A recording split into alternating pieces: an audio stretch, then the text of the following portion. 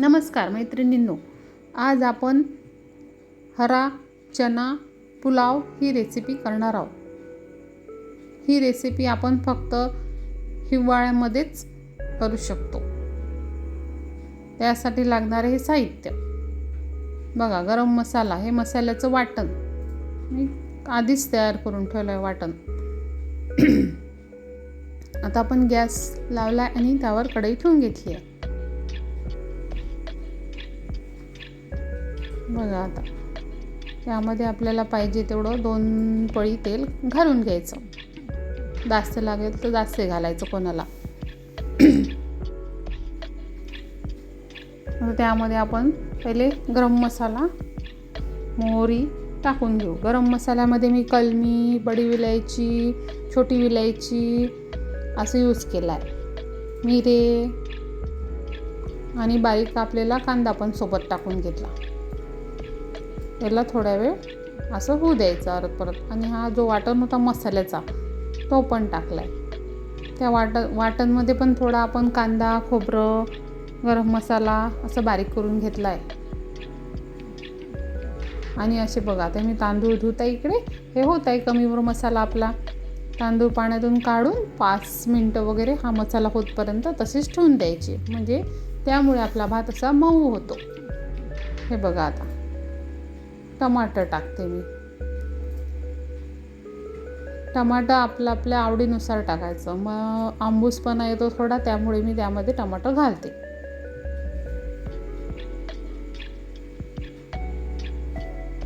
आता बघा, ते झालंय सगळं कढईतलं। आपण थोडी हळद घालायची, अर्धा चमचा।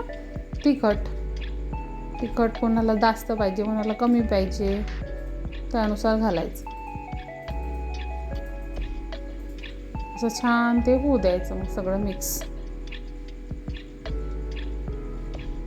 आता हा जो धुतलेला आपला हिरवा चना आहे तो टाकायचा। त्याला छान परतून घ्यायचं 5 मिनटं वगैरे।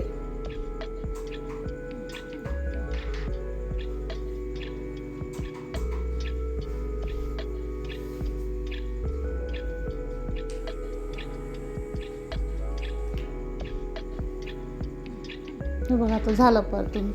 त्यामध्ये जे धुतलेले तांदूळ होते आपण ते घालून घेतले, ते पण परतायचे। छान कमी वरच परतायचे। आणि हे वेगळ्या पद्धतीचं थोडं मी सांगते तुम्हाला। एक जे लसूण जिऱ्याची पेस्ट आहे ती मग तेलात न टाकता वरून टाकली तांदूळ टाकल्यावर, आणि त्यासोबत त्याला भाजून घेतली जरा, म्हणजे जी स्मेल आहे लसूण जिऱ्याची ती चांगली येते। आणि भाताला पण टेस्ट जरा वेगळी येते। आपण नेहमी जसं तेलात होऊ देतो, पण ही जरा वेगळ्या पद्धतीने केलाय मी। आणि यामध्ये बाकी कोणतीच व्हेजिटेबल नाही टाकले मी, फक्त ग्रीन चना वापरलाय। आपला हिरवा चना जो असतो ना, हिवाळ्यामध्ये निघतो तोच।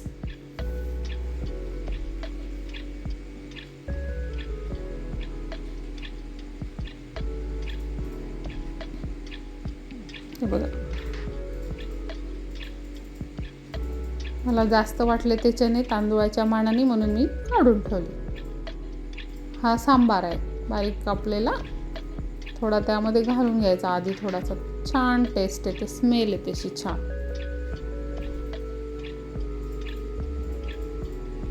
बघा, आता पाणी थोडं ठेवलं मी कोमट, ते टाकलं।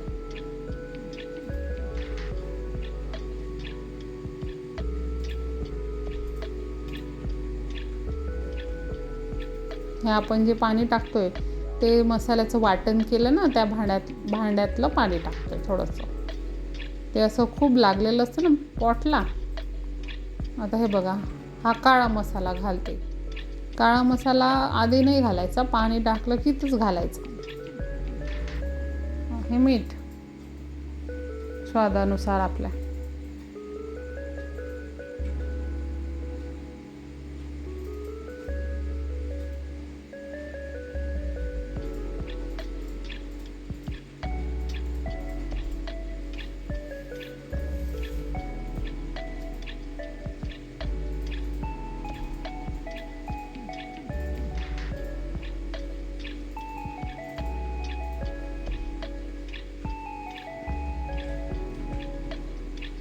हे बघा, त्याला उकळी आली. आता झाकण ठेवून याला शिजू देऊ आपण.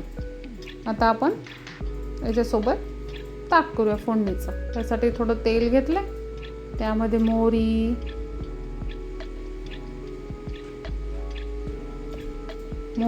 जिरं, अद्रक आणि बारीक चिरलेली मिरची, लसणची पेस्ट आणि मिरची हे घालून घ्यायची. तेल अगदी थोडंच टाकायचं आणि हा बारीक कापलेला सांबार घालायचा. तिकडे आपला भात शिजतोय, ते होतपर्यंत हे ताक फोडणी देऊन द्यायचं.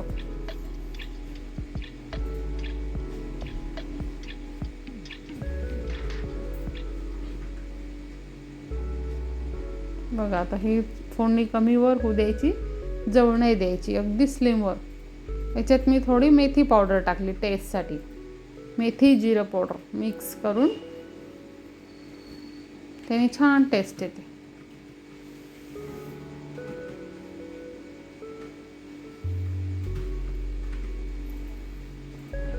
हे बघा, आपण ताक मिक्स करून ठेवलंय.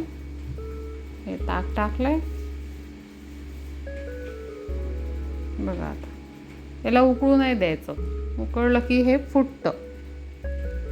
हे बघा, मीठ टाकते आणि थोडी साखर टाकायची.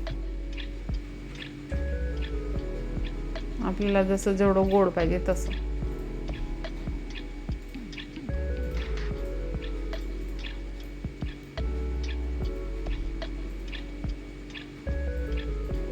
हे बघा, मी एवढी साखर टाकले. 2-3 चमचे वगैरे साखर घातली मी यामध्ये.